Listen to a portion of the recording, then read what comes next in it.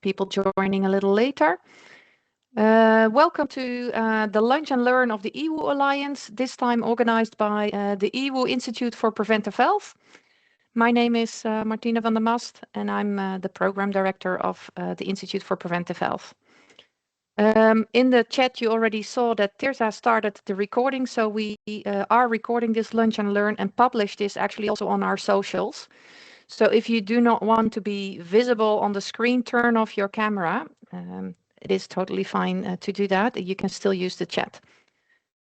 Today we're going to hear more about the NWO funded project called LIFTS.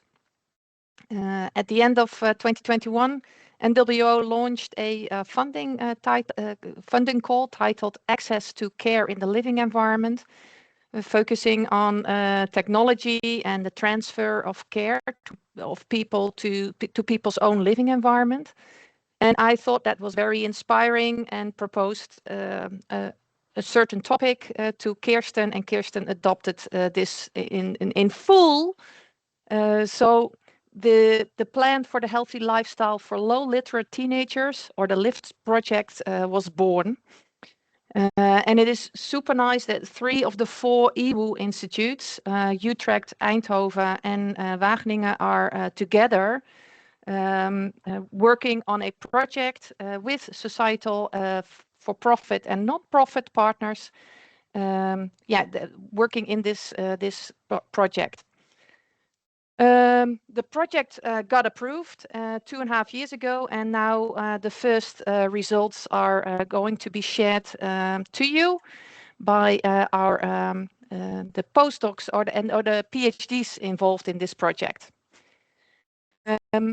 Why I am super proud of this project, it's not only because it's the first project that we got granted at the Institute for Preventive Health, but what makes it unique is its transdisciplinary character. We have people from social science background, technical background, but we're also having project partners from councils to practice educations to companies to. It is a truly EWUU aligned project, transdisciplinary project. And NWO also thought that was very unique, so this project scored at that round as the highest from all the submitted projects because of this true transdisciplinary character. And of course, the excellent setup of the research. There are 4 PhDs working on this project, and I would like to introduce their names and not necessarily their expertise, because they will show that automatically in the presentation later.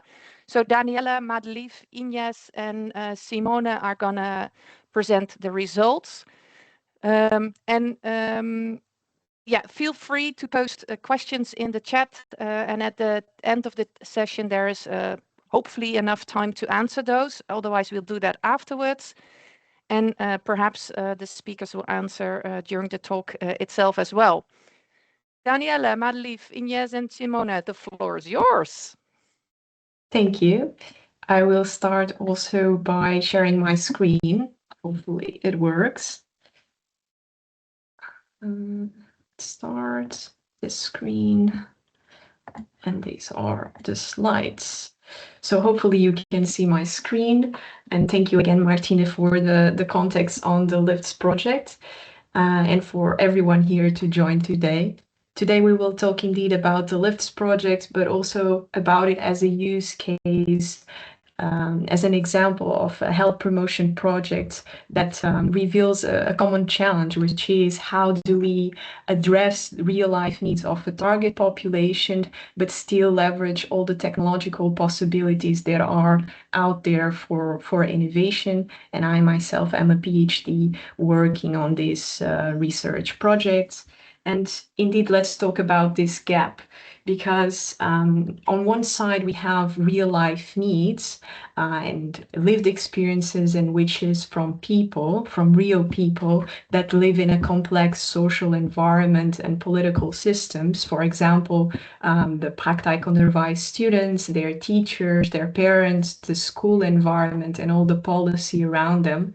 And on the other side, we have all the technological possibilities. So digital tools, wearables, smartwatches, and AI.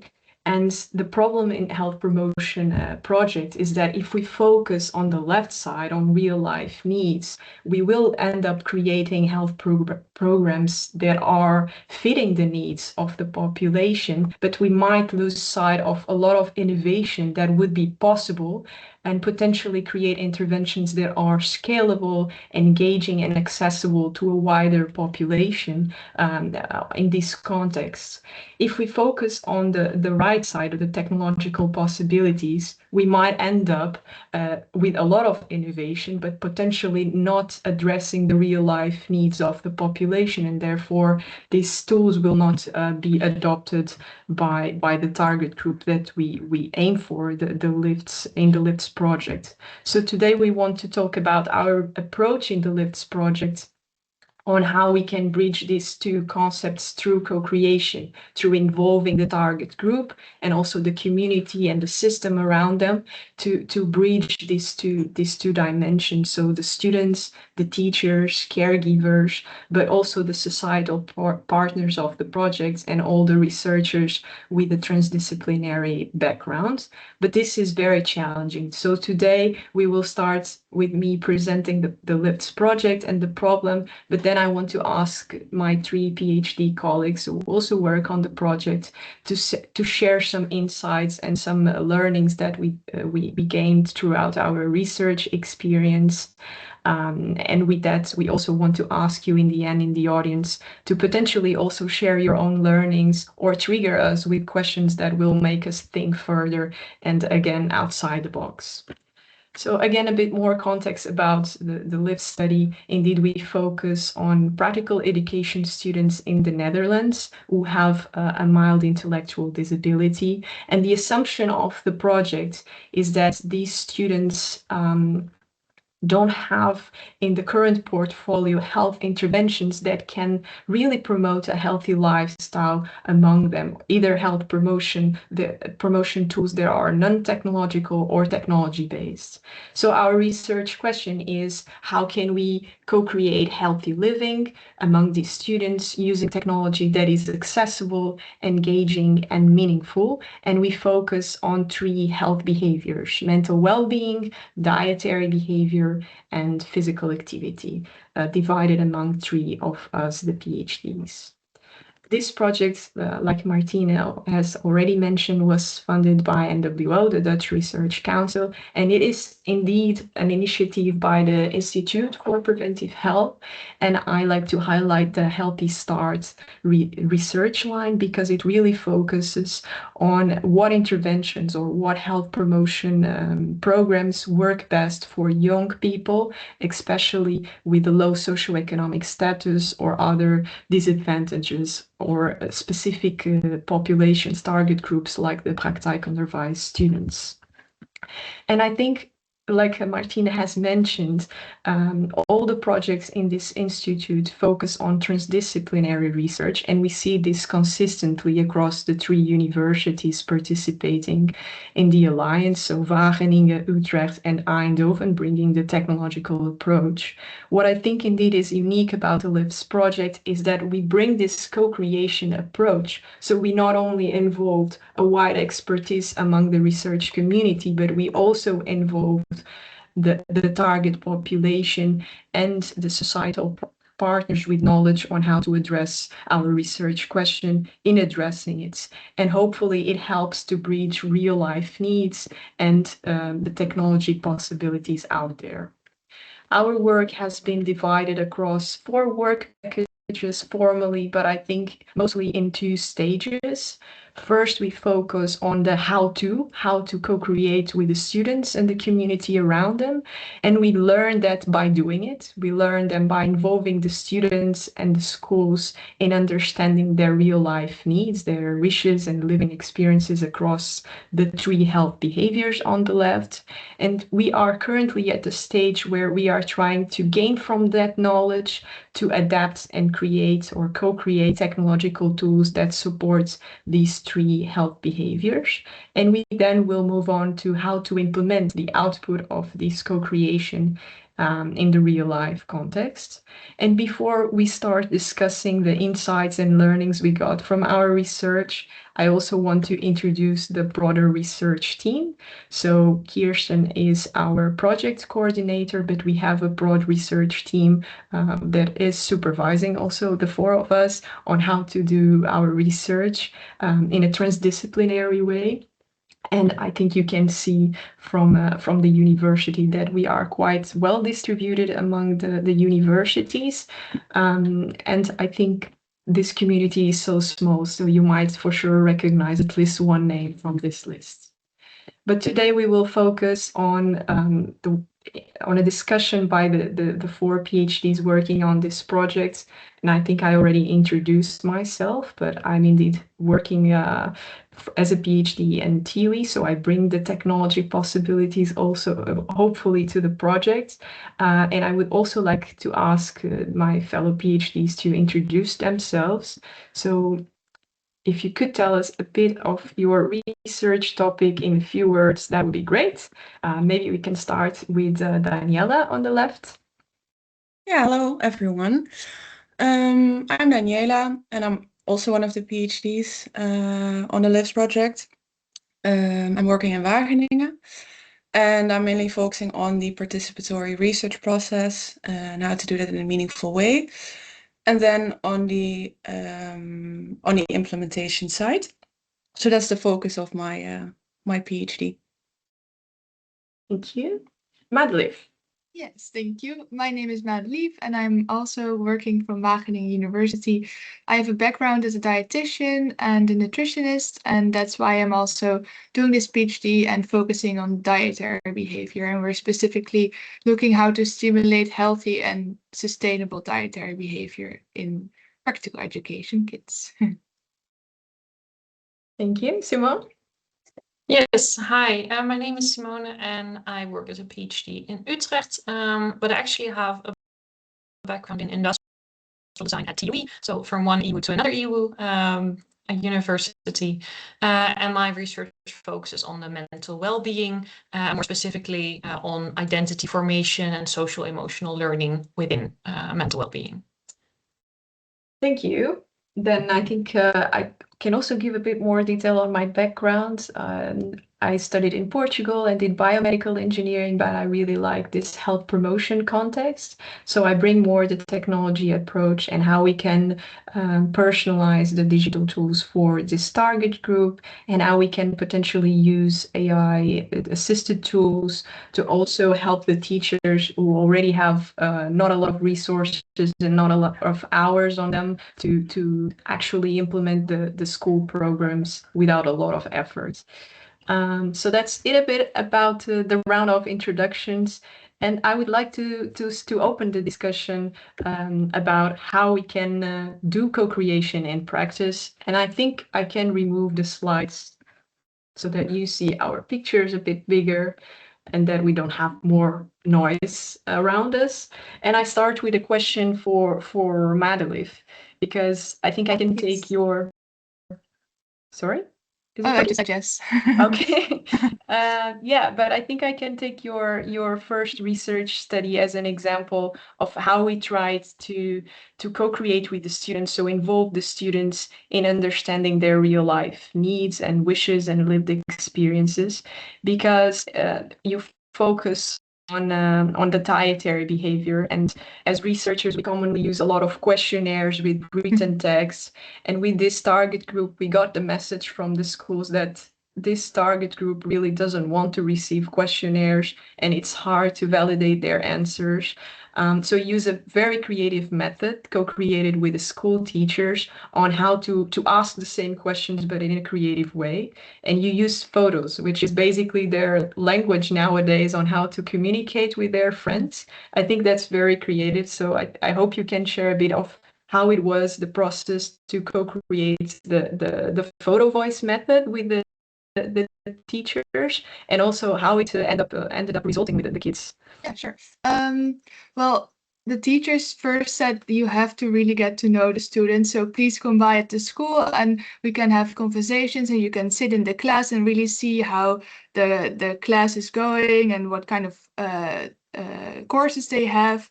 And then we had several meetings also with the teachers to just have brainstorm conversations with them, like what do you see in the dietary behavior of the students and how can we maybe do a research with this target group? And they gave really nice suggestions. For example, that they are very visually oriented, so that a visual method would suit them best, and that they work mainly in small groups, and that it should be short, not too long, about 15 minutes max. And also that relationship building is super important. So before that, they feel at ease to share anything. It was very important for us that they also get to know us as researchers. And then, of course, we kind of made a design of the workshop together with the teachers, like how many sessions and what to discuss in each session. And then we also made all the materials, and then we shared the materials with the teachers to make sure that the language level and that was easy to understand as well. And also the teachers played a super important role during the data collection as well, because they were in the classrooms during the research, of course, and making sure that the class was listening and enthusiastic and that they understood it very well. And I think your last question was about the photo voice, right? Yeah. Yeah, so I think I really liked the photo voice method because it's super very concrete, I would say. Because, for example, I was talking with a student about his photo. He submitted a hamburger as a photo. And if I would not have seen the photo, I would assume how a hamburger would look like, right? So in my head, a hamburger looks like a bun with a patty and some lettuce and maybe tomatoes.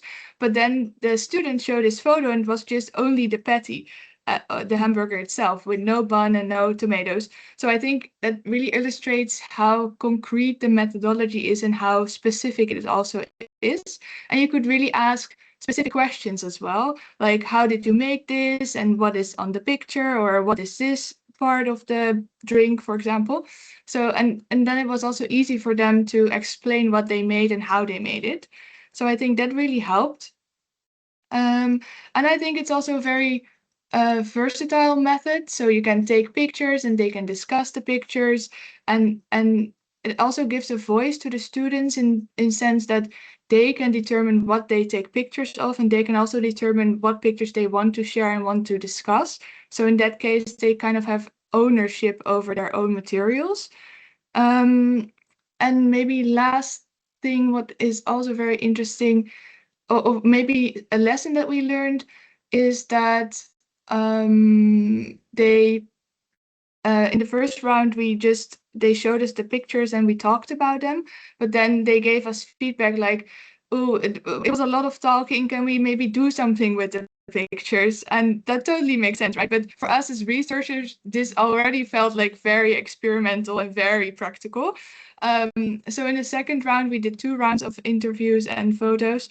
We actually did some kind of small assignments, and we also saw that the students really enjoyed this, and also that the conversations got way better. With, for example, we had some agree statements, and they had to vote, and they had to make a list from very healthy to very unhealthy pictures.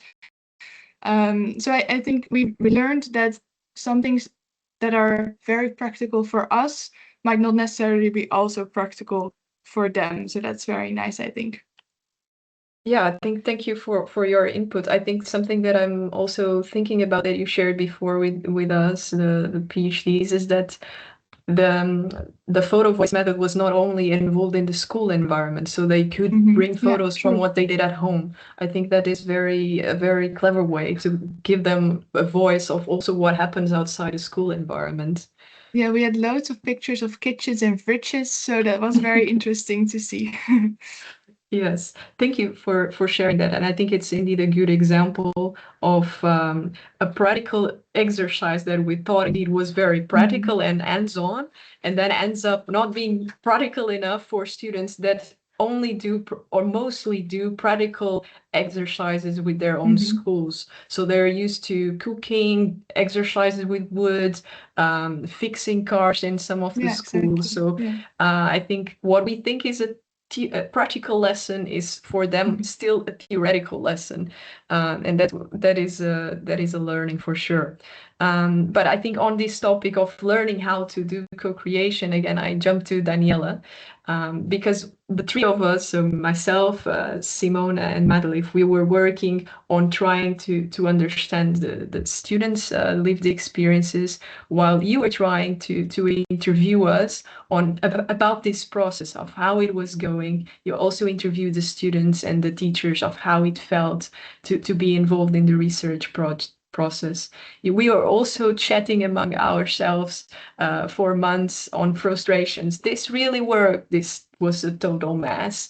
And you were listening to all that and trying to make, well, research insights out of it. So how was it? How was the process for you to come up with insights on how to do co-creation with the students?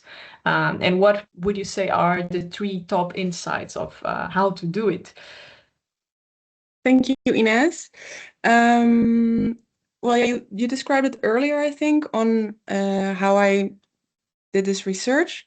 We really integrated like work package 1, so how to do participatory research, with at the same time work package 2, which is really understanding, well, doing the needs assessment on the 3 different health topics.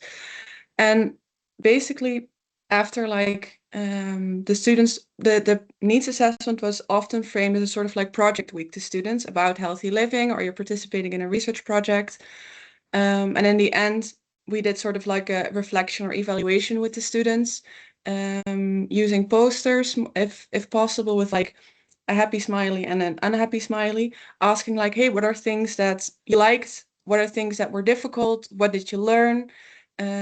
What could we do better as researchers? If you could give us like a grade, what would you give us and why? That kind of questions to understand their perspective. And with teachers, as Madelief also illustrated, there were a lot of teacher involvement and they really like helped us. So we interviewed teachers on also their involvement and what worked and what didn't work. And during the process, I asked, well, Madelief, Inês, and Simone to keep sort of a reflection diary after data collection or during data collection, with similar questions. In the end, we did an interview, and I just also went to classes. So we're sort of like almost ethnographically followed the process, which was really nice to do as well. And then what are 3 main outcomes? I think what Madelief described is one beautiful example of how he did it. I think you touched upon most points already.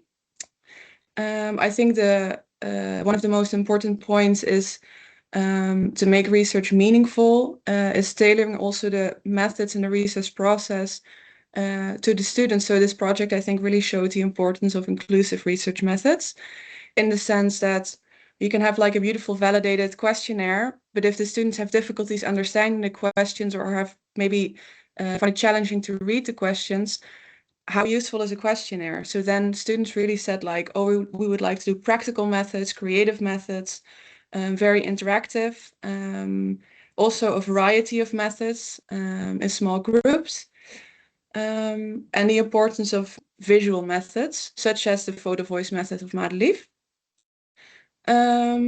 And I think secondly, the involvement of the teachers and the staff was very important. In the sense that they understand the target group, they work with them every day, and they also know them really well. So often they describe their role as a translator, in the sense translating research questions or explanations to students, but also student answers to us as researchers. They could also engage students really well in the process. For example, I think a teacher said, in your project, Inês, some kids were really into sports and doing things, but they just didn't feel like, oh, I want to answer this question. And then a teacher could say, but hey, you know a lot about sports, you know sports. Can you please maybe also share your opinion? In that kind of way. And I think thirdly, I think a very flexible and very responsive approach is necessary. I think as a researcher, having like a very clear linear idea in mind of you would like to do, I think that is very difficult, because you would like to be able to respond to student and teacher feedback. For instance, as Madelief illustrated, like, hey, we want to change a method because we get back that it's maybe not too practical enough. It's good that you're able to adapt to it as well. Yeah, I think those are maybe three outcomes which are important in this context. Yeah, thank you for your three insights. I think indeed it's a lot of what we expect as researchers versus what is the reality of involving people in research that don't have the research mindset. And I think another idea that you were constantly reminding me, at least, that during the project, was that when we involve people in research, we need to give back. And that was something that you constantly mentioned in the project, that in the end, we shouldn't have a research paper. We should have something to give back to the community that we are involving. And that for me was something that I learned from you through the project. But then I jumped to Simone, who also used a lot of co-creation methods, so different creative methods from the photo voice ones. And you already jumped into the co-creation of the intervention itself. And that's where my question will lie. You focus on mental well-being, which is already a topic that is, I think, having an added challenge, because it's so abstract for any of us. And for the students who need to understand things that are more tangible, like physical activity or food, that is literally something they're seeing in front of them or doing. Mental well-being is a bit more abstract. So you had an added challenge, but you still could engage the students and the teachers in the co-design or co-creation of an intervention. So that's what I want to ask you. How did it look like for you? What are challenges that you had during this process?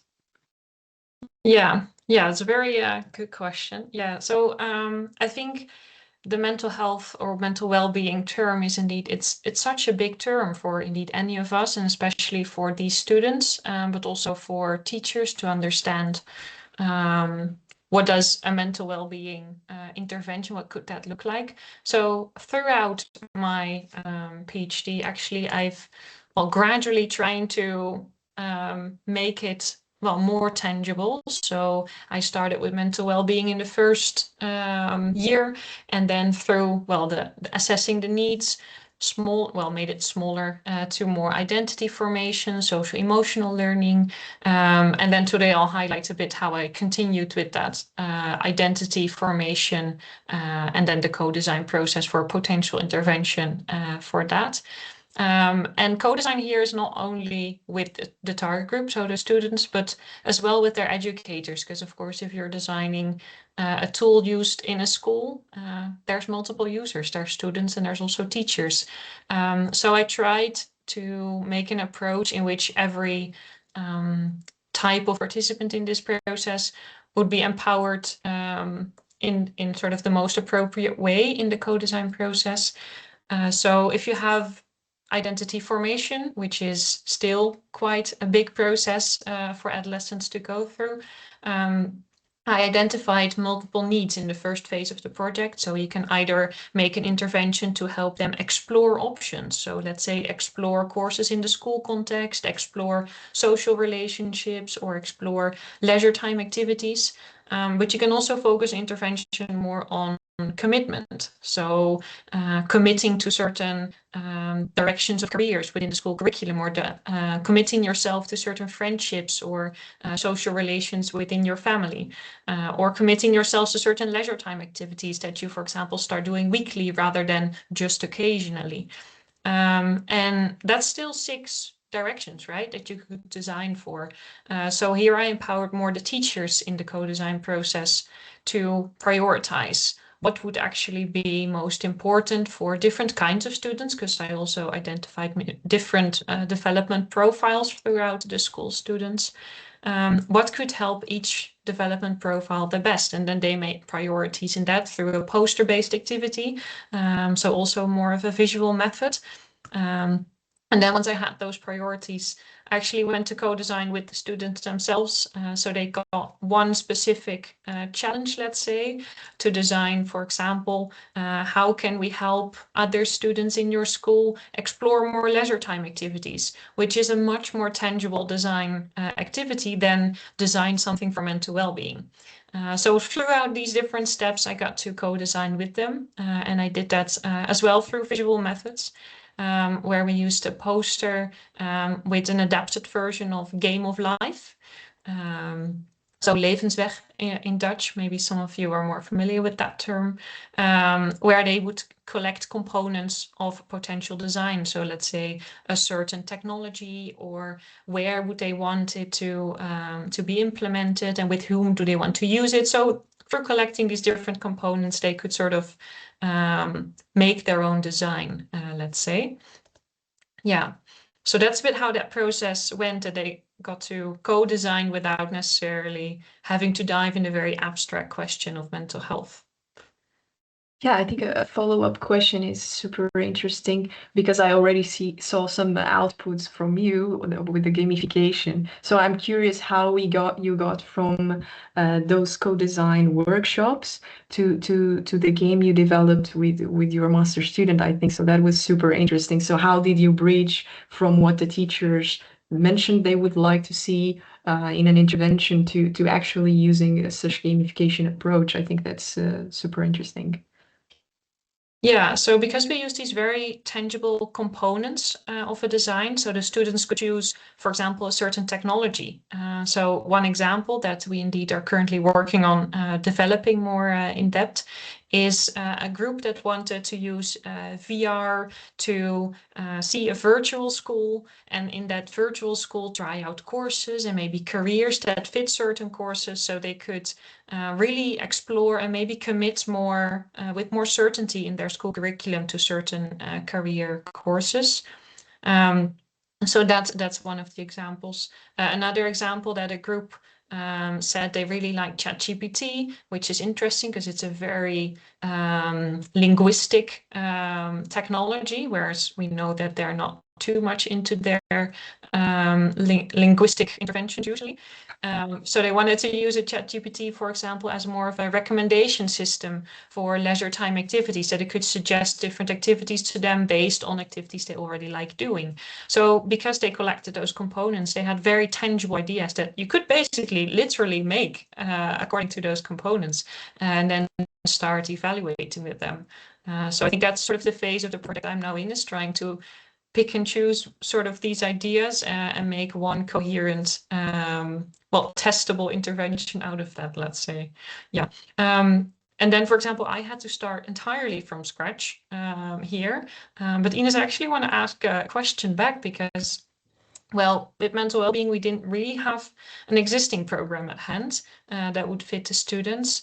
But you actually found within our partner consortium, so lucky you, the football sports program from our Special Heroes partner, that actually they already have a more traditional program, let's say, without technology. So maybe you can tell us as well a bit more on how you approach this differently than I did.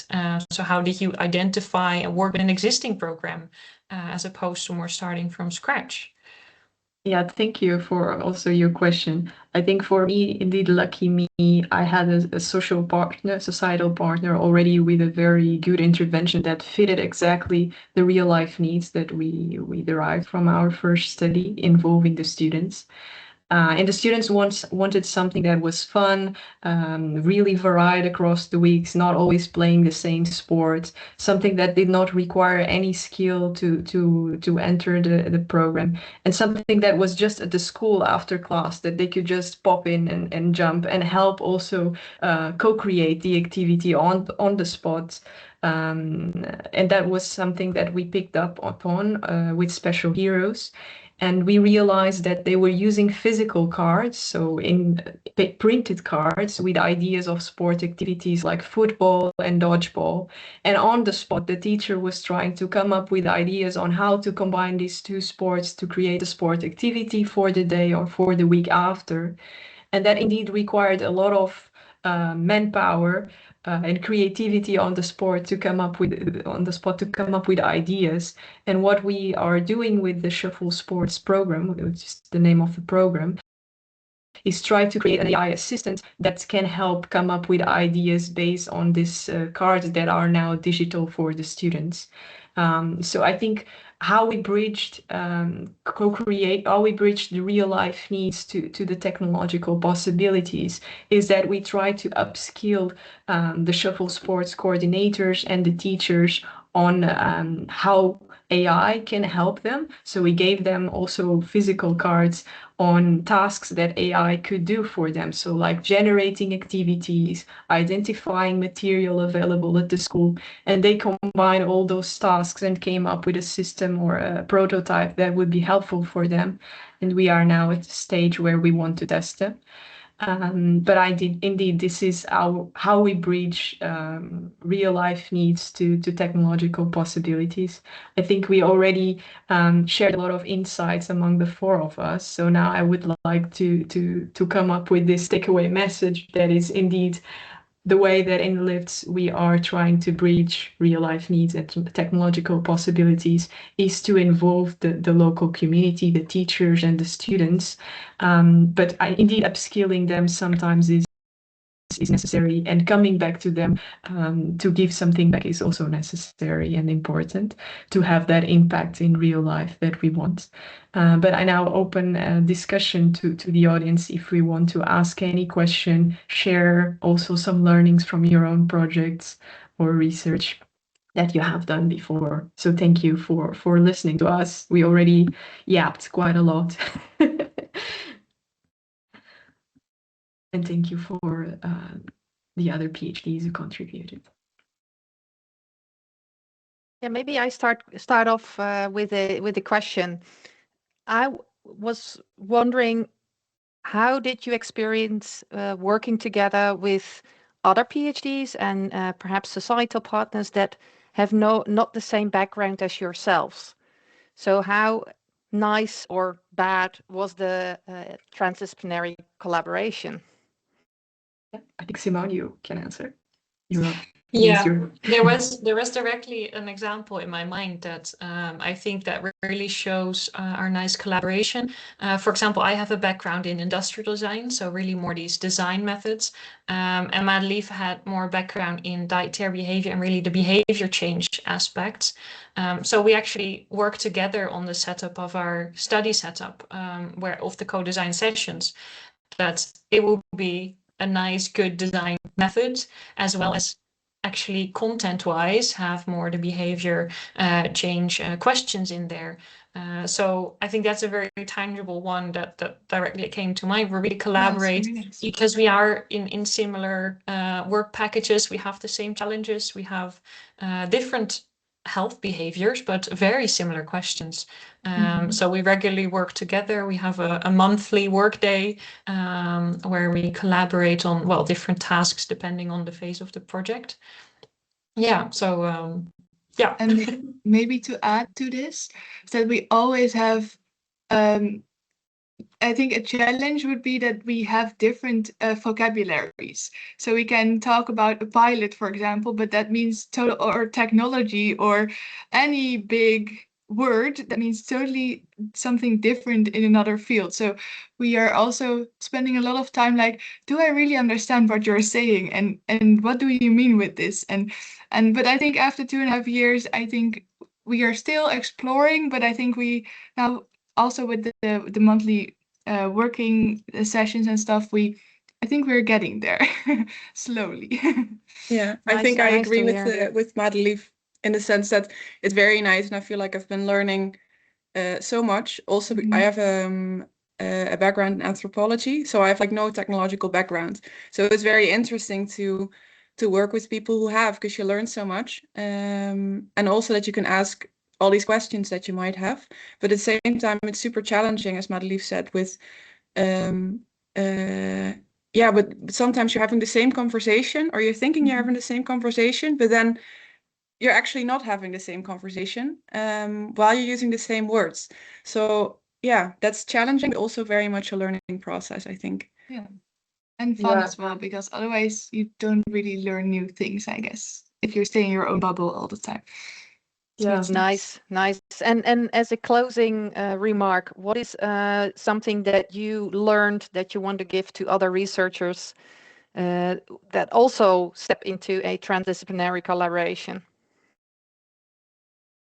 I think think- build Sorry. Go ahead, Inês. I think initially in a project, it would be nice if we come up with a dictionary to speak to each other. Because this translation process, if it's defined in the beginning, what is a pilot test? What is co-creation? I think those keywords that we talk about a lot in these big meetings, but then we are not really sure what they mean in practice, that would be interesting to have a dictionary on those to share between disciplines. Dictionary, nice. Yeah. Madelief, Daniëlla, Simone? Well, to add on, Inês, I think don't be afraid to ask questions if you don't understand. I think that's very important as well. Yeah. And also And I to think- spend time sorry. together as well. I think time is very, and also maybe do some, well, relationship building activities. I don't know, but like go for dinner or have lunch together or do something non-research related. I think that's very nice. Yeah, I was going to say something similar indeed. Oh. To have well time together and to also really get to know each other's background in depth. So usually you only say, well, I studied this, but well, I don't really know the details behind an anthropology background, let's say. So I think if you're stepping into like a collaboration, just really get to know what is it that the other person already knows and can bring and what's their strength. So you can really use it and collaborate on it to make, well, the end result better. Nice. Thank you. I have so many more questions also for Kirsten, and I see Peter as well as the supervisors of the project of the PhDs. But there's no more time. There is one suggestion in the chat, a suggestion for visual and creative going forward. Include an arts student or more than one. Or artist in the process potentially as well. And I think that is a nice addition of people like yourselves being totally in your head, and then an artist who has a different perspective again. I would like to thank all of you, including the Kirsten and Peter, for example, for this Lunch and Learn. And whenever attendees have any questions, feel free to send me an email and I will forward them to all of you. Thank you. Thank you. Thank you so much. Thank you.